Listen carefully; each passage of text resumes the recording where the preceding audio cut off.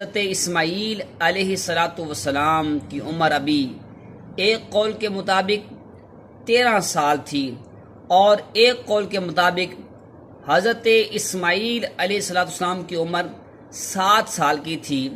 تو اللہ تعالیٰ نے حضرت ابراہیم علیہ السلام کو اپنے بیٹے اسماعیل علیہ السلام کے قربانی کا حکم دیا۔ حضرت اسماعیل علیہ السلام کی جو قربانی تھی، اس کی یاد میں مسلمان بھی اللہ کی راہ میں جانوروں کو ذبح کرتے ہیں۔ اللہ تعالیٰ نے قرآن کریم فرقان حمید میں ارشاد فرمایا، پارہ نمبر 23 سورہ صافات کی آیت نمبر 102 ہے۔ اللہ فرماتا ہے فَلَمَّا بَلَغَ مَعَهُ السَّعْيَ، کہ پھر جب وہ اس کے ساتھ کام کے قابل ہو گیا تو حضرت ابراہیم علیہ السلام نے 8 ذو الحجہ کی رات کو خواب دیکھا، اور خواب میں کوئی کہتا ہے ان اللہ یأمرک بذبح ابنک ھذا، کہ اے ابراہیم علیہ السلام، اللہ آپ کو حکم دیتا ہے کہ آپ اپنے اس لخت جگر نور نظر حضرت اسماعیل علیہ السلام کو ذبح کرو۔ جب حضرت ابراہیم علیہ السلام نے رات خواب دیکھا تو صبح آپ تھوڑے سوچ و بچار میں ہوگے کہ یہ میں نے قربانی کرنی ہے یا نہیں کرنی ہے، سوچ بچار میں رہے تھے۔ اسی لیے 8 ذی الحجہ کو یوم ترویحہ بولتے ہیں، یعنی سوچ اور بچار کا دن۔ آپ کیونکہ اس دن سوچتے رہے تھے، اس لیے اس دن کا نام ہی یوم ترویحہ رکھا۔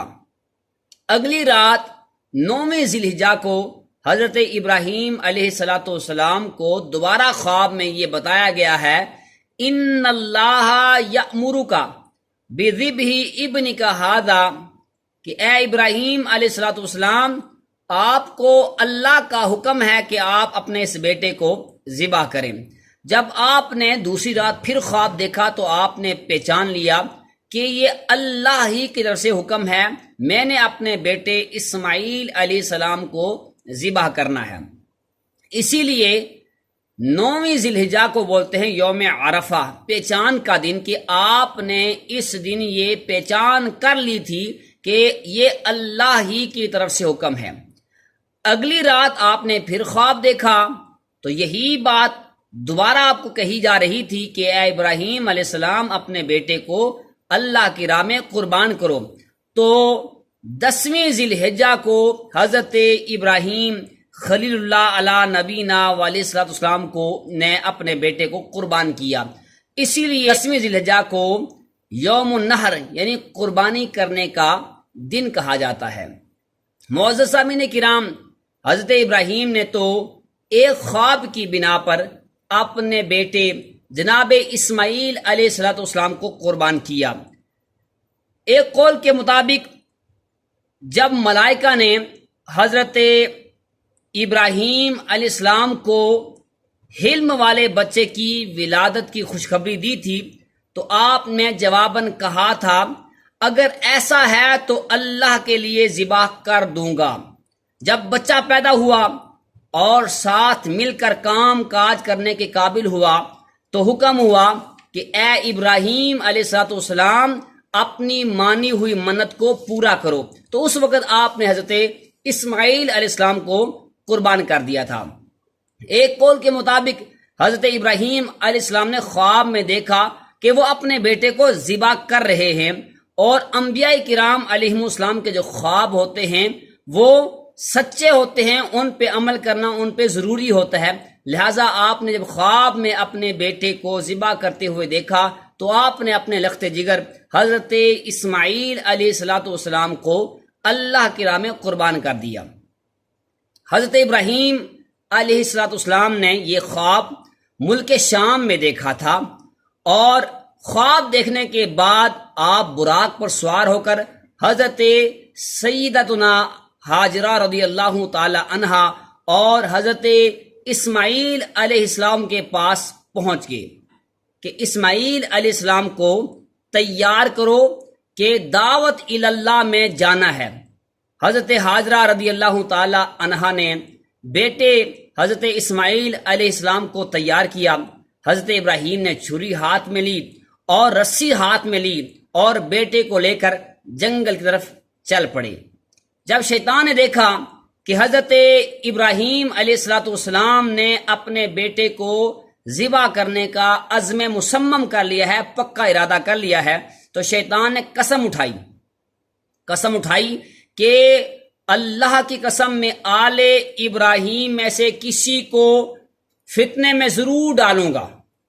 چنانچہ وہ انسانی شکل میں سب سے پہلے حضرت ابراہیم علیہ السلام کی زوجہ محترمہ کے پاس گیا اور کہنے لگا، آپ کو معلوم ہے کہ حضرت ابراہیم تمہارے بیٹے کو کہاں لے کر جا رہے ہیں؟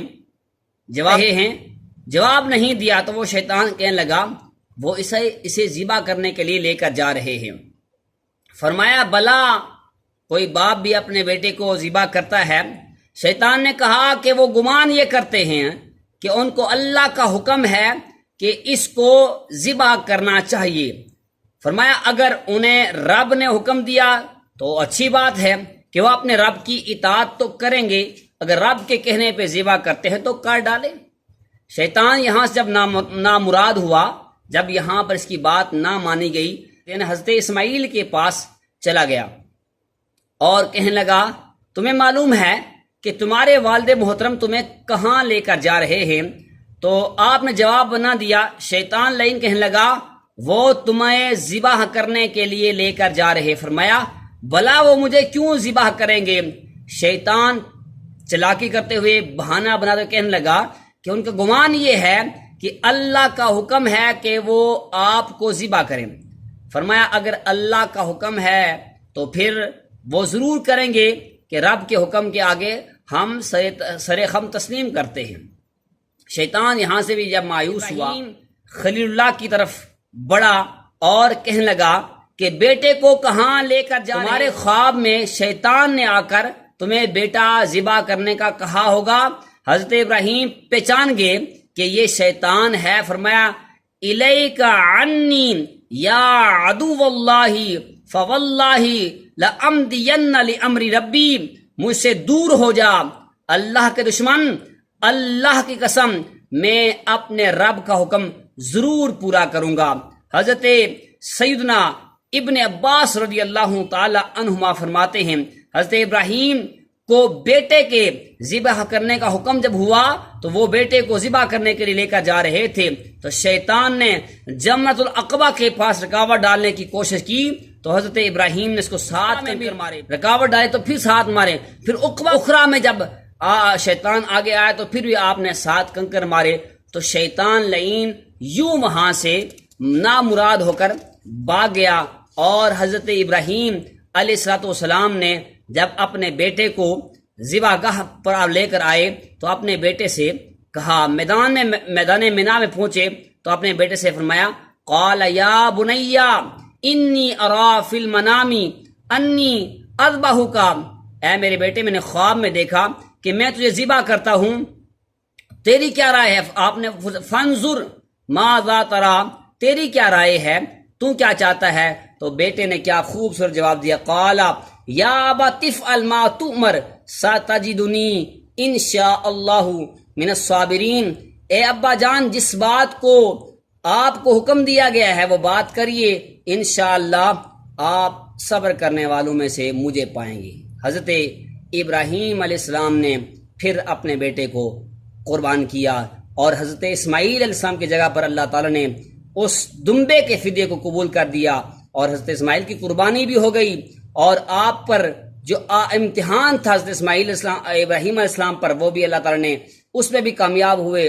اور یوں اللہ تعالیٰ نیک بندوں پر آزمائشیں ڈالتا ہے۔ اللہ تعالیٰ ہر مسلمان کو آزمائشوں اور آفتوں مصیبتوں سے محفوظ